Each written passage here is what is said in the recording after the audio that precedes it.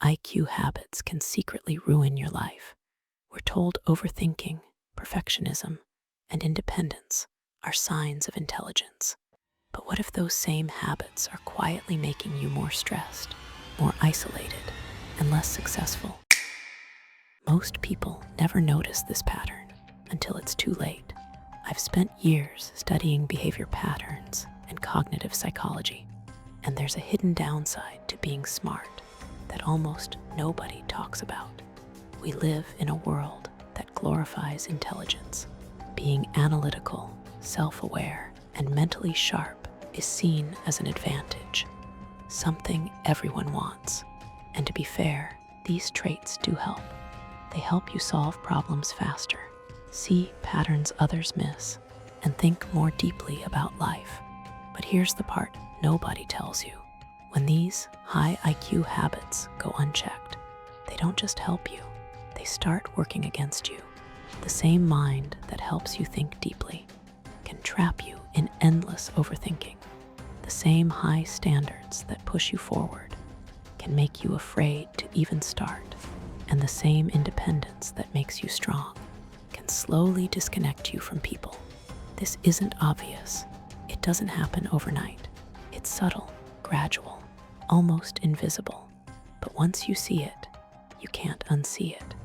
And in this video, we're going to break down the dark side of these so-called high IQ habits so you can keep the advantages without falling into the trap.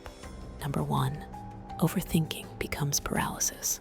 At first, overthinking feels like a superpower.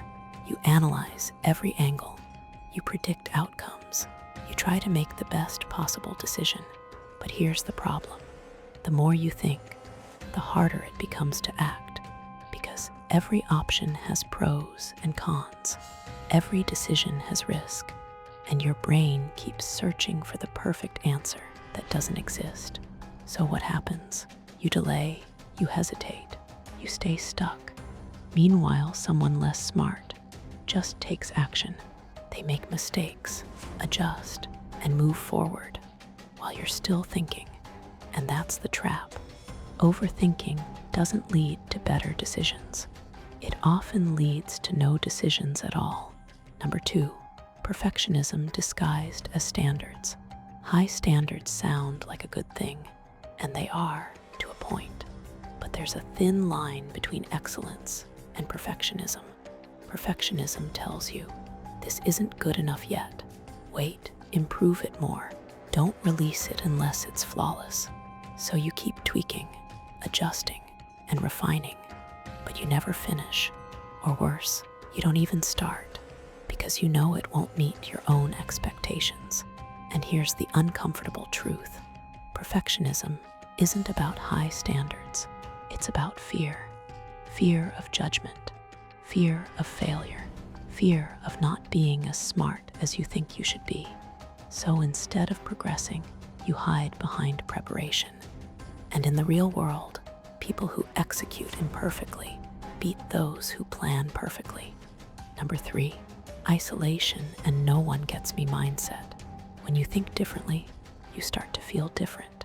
You notice things others don't. You question ideas others accept. And slowly, a belief forms. No one really understands me. At first, it feels like self-awareness, but over time, it becomes distance.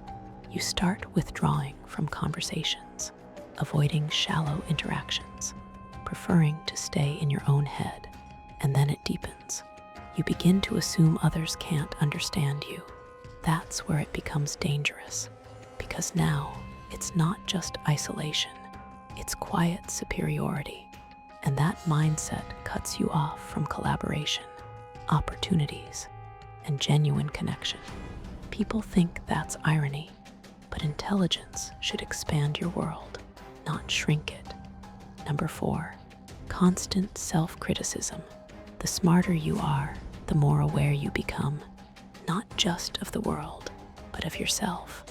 You notice your flaws, your mistakes, your gaps, and instead of confidence, you develop a constant inner voice saying, "You could have done better. That wasn't good enough. You're behind." This turns into a loop. No matter what you achieve, it never feels like enough. This is where imposter syndrome starts to grow. Even when you're doing well, you feel like you're faking it, like eventually someone will figure you out. And here's the hidden cost. Self-awareness without self-compassion becomes self-destruction. Instead of pushing you forward, your mind starts holding you back. Number 5, detachment from action. This is one of the most dangerous ones. You consume knowledge, you learn constantly, you understand complex ideas, but you don't act because thinking feels productive, learning feels productive, but neither of them creates real-world results.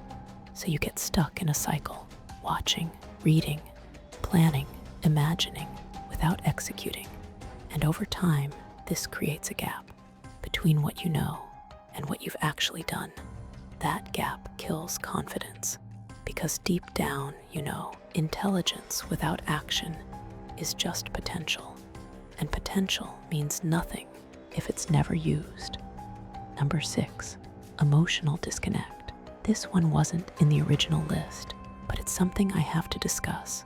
So when you rely too much on logic, you start treating everything like a problem to solve. Situations, decisions, even people. And on the surface, that sounds efficient. But emotions don't follow logic. Relationships don't run on formulas. You can't analyze your way into deep connection. So what happens? You start struggling with things that don't have clear answers, like empathy, communication, and emotional support.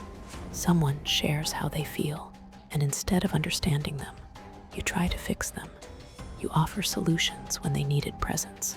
And slowly, people begin to feel disconnected from you, not because you don't care, but because everything you express comes through logic, not emotion. And here's the truth. Not everything in life can be solved like a math problem. Sometimes, the smartest thing you can do is not think more, but feel more. And here's the truth most people never realize. Your intelligence was never the problem. It's the imbalance. Overthinking without action, standards without completion, awareness without self-compassion. That's what turns a strength into a trap. But the moment you see this, you take your power back. You stop trying to be the smartest person in the room and start becoming the person who actually moves, builds, and lives. Because real intelligence isn't just about how deeply you think. It's about how clearly you decide, how consistently you act, and how well you handle both success and failure. So if you recognized yourself in this video, don't try to shut off your mind. Train it, balance it, use it. Turn overthinking into decision-making. Turn perfectionism into progress. Turn awareness into action. Because at the end of the day, the smartest people aren't the ones who think the most. They're the ones who live the most.